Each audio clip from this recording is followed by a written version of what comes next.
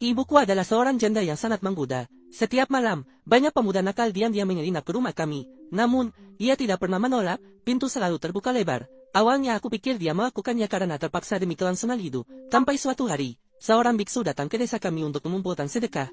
Begitu melihatku, sang biksu terkejut dan berkata bahwa alisku sangat gelap.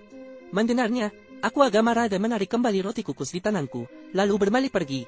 Tapi sang biksu tidak menyerah, terus mengikuti aku. Dia tersenyum dan meminta maaf padaku. Kemudian, dia mengeluarkan sekantong permen warna-warni dari sakunya dan memberikannya padaku.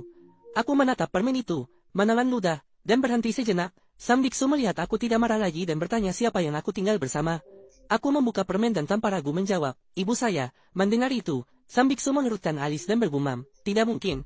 Lihat wajahmu, jelas kamu anak yatim, bagaimana bisa punya ibu? Sang biksu berbicara dengan cara yang agak bingung, jadi aku tidak terlalu mengerti. Lalu aku bertanya, kamu ngomong apa sih? Tiba-tiba dia tersenyum lebar dan menatapku. Adik kecil, aku masih punya permen. Mau nggak? Aku mengangguk dengan antusias dan berkata, mau. Pendengar itu, sang biksu tertawa semakin lebar. Dia menyuruhku untuk menaruh sebatang daun bawang di bawah tempat tidur ibuku malam ini. Besok pagi, aku harus mengambil daun bawang itu dan memberikannya padanya. Menggunakan daun bawangku untuk menukar permen di tangannya. Aku pikir, menukar daun bawang dengan permen sangat menguntungkan. Daun bawang di sini banyak sekali, tapi permen hanya bisa didapat saat hari besar atau perayaan. Aku menatap biksu itu dengan curiga dan bertanya, kamu nggak akan bohong, kan? Biksu itu menggelengkan kepala dan berkata, seorang biksu tidak akan berkata bohong. Tapi daun bawang itu harus berasal dari, daun bawang itu harus diletakkan di bawah tempat tidur ibumu semalam penuh. Dan jangan biarkan ibumu tahu. Aku berpikir sebentar, lalu mengangguk setuju. Setelah membuat kesepakatan dengan sang biksu, aku pun pulang. Sesampainya di rumah, aku memanfaatkan waktu saat ibuku sedang memasak. Aku pergi ke kebun di halaman, mencabut sebatang daun bawang. Kemudian aku letakkan di bawah tempat tidur ibuku. Malam itu, saat aku hampir tertidur, pintu depan rumah terbuka dengan suara berderit. Pasti orang yang datang lagi mencari ibuku dalam gelap. Aku sudah terbiasa dengan kejadian seperti ini. Ku hanya menarik selimut menutupi kepala dan tidak peduli. Tetangga sebelah terus mendengkur dan tidur. Keesokan harinya, aku teringat permen dari sang biksu dan bangun lebih pagi. Saat ibuku sedang menyiapkan sarapan, aku diam-diam menyelinap ke kamar ibuku.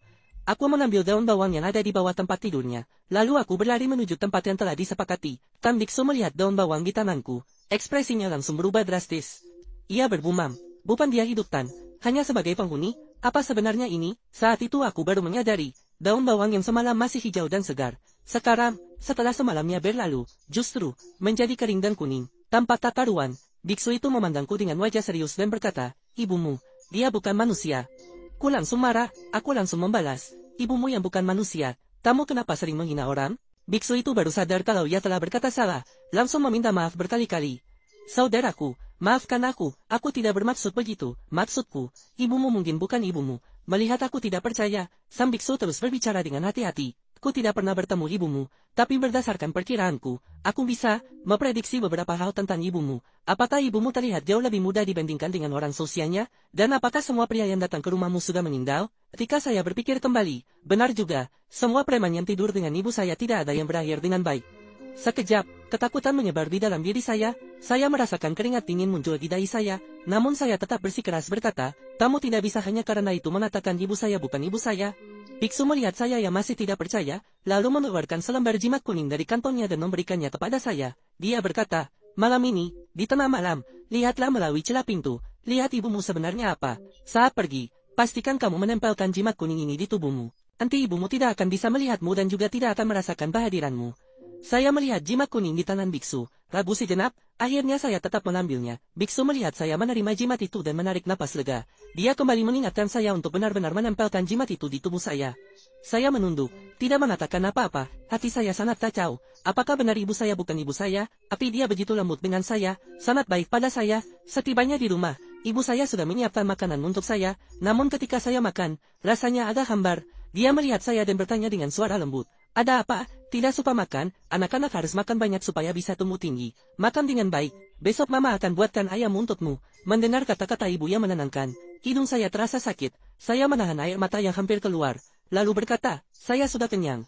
Kemudian saya mendorong mangkuk dan berlari ke kamar seperti melarikan diri. Malam itu, saya berbaring di tempat tidur dan tidak bisa tidur sama sekali.